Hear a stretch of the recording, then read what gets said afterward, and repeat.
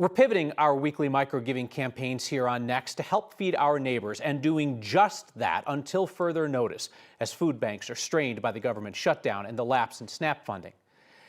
I want to directly address a concern, a criticism that I heard from a number of you about the fact that we have started this by raising $85,000 for the Weld Food Bank in deep red pro-Trump Weld County.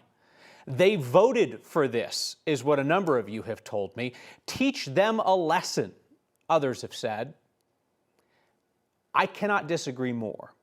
For starters, I don't know the personal politics of everybody in the food bank line, but I do know that half of Colorado's 600,000 SNAP recipients are children. They didn't vote for anything. And what lesson is a child supposed to learn from hunger?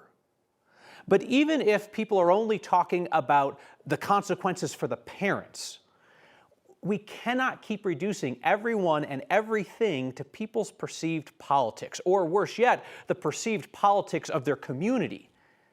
That's a path toward making our problems worse, not better. Now, I get it. Giving is voluntary, and it is highly personal. I respect that. I know that that means that some people will only choose to extend charity to people who vote like them, or pray like them, or look like them. And it goes both ways. I have heard similar concerns and criticism from folks who believe that problems in urban areas, blue cities, are the fault of the people who live there and vote there, that it's their consequences to suffer, and vice versa for rural areas, for red counties. We heard that in particular when your Word of Thanks microgiving restored a mental health program for farmers and ranchers that was cut by the Trump administration. And we also heard it when your donations helped to feed and clothe migrants who were welcomed by Denver. But much louder than that point of view were the thousands of people who quietly gave to help other folks who don't look like them, or pray like them, or vote like them.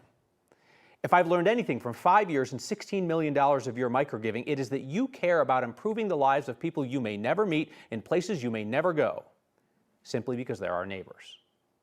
So in this time when some are gaining power through division, your weekly microgiving, coming from and going to every corner of this state, you all prove that there is also power in kindness, compassion, and seeing people instead of just politics.